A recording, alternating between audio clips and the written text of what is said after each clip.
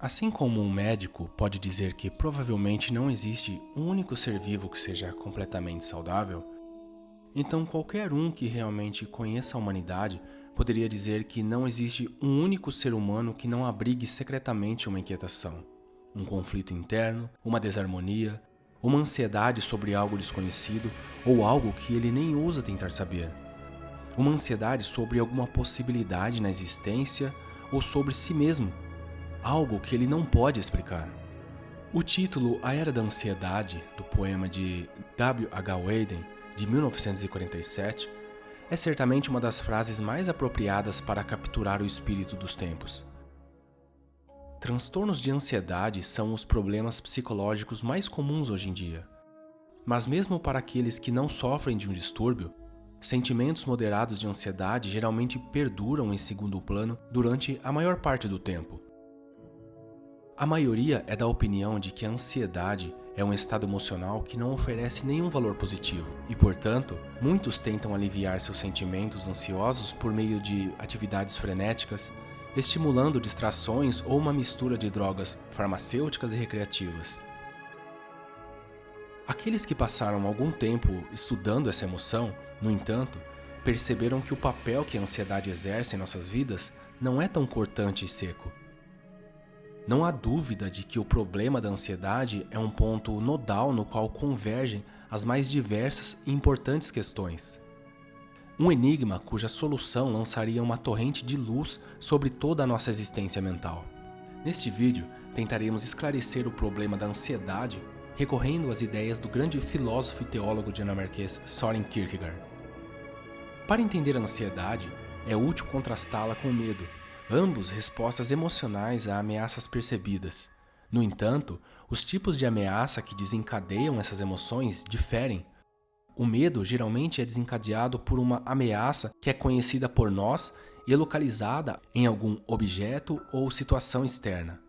A ansiedade, por outro lado, consiste no sentimento de sentir-se ameaçado, mas incapaz de saber de onde surge o perigo.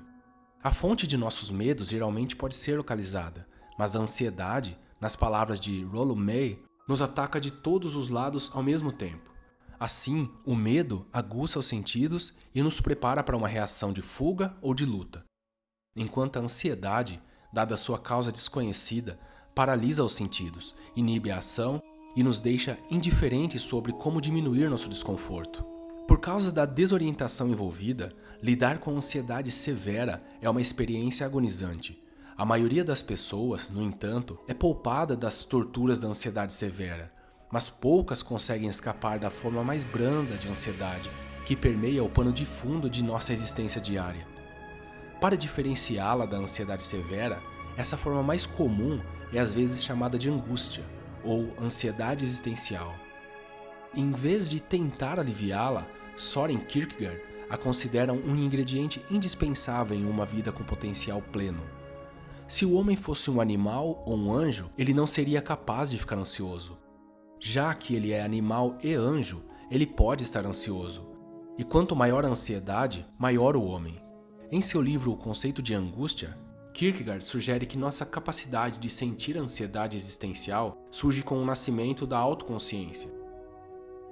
Em nosso estado de infância, o crescimento implica a realização dos potenciais latentes com pouca ou nenhuma reflexão consciente ou escolha de nossa parte. Num certo estágio do desenvolvimento, despertamos para a autoconsciência, ou para colocá-las em termos simbólicos representados em Adão e Eva, comemos o fruto proibido do conhecimento e nos conscientizamos não apenas do bem e do mal, mas da possibilidade da liberdade. Começamos a compreender as inúmeras possibilidades diante de nós e ver como a busca de cada uma abriria uma porta para um desconhecido diferente. Essa consciência da liberdade, em meio a um número quase infinito de possibilidades, gera ansiedade. Ou, como disse Kierkegaard, a ansiedade é a vertigem da liberdade.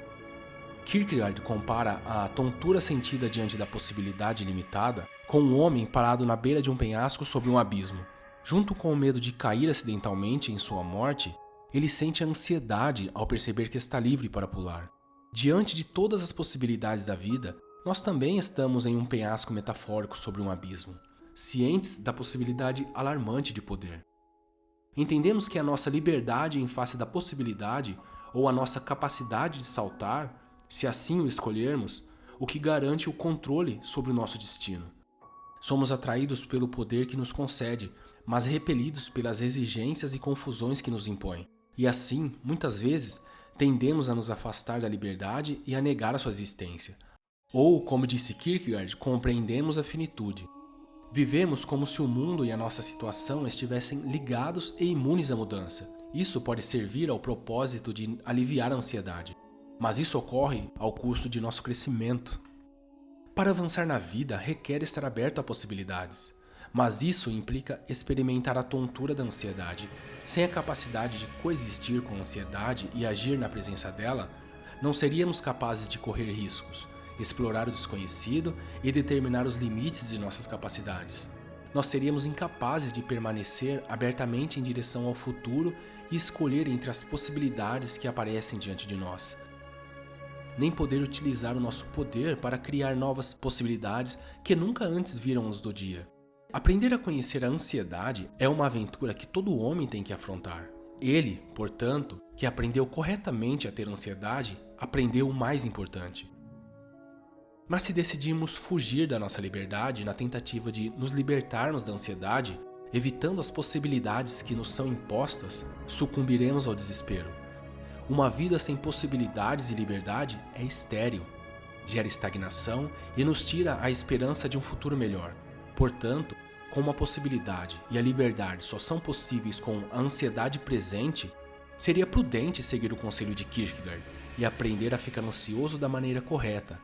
Ou como o psicólogo James Hollis explica, assim somos forçados a uma escolha difícil, ansiedade ou depressão.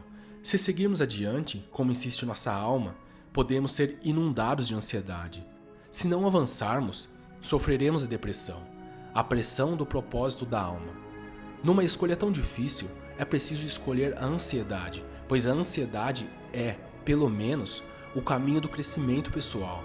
A depressão é uma estagnação e uma derrota da vida. Se você gostou do vídeo, eu peço que se inscreva no canal, compartilhe com alguém, deixa um like e deixa um comentário. Valeu!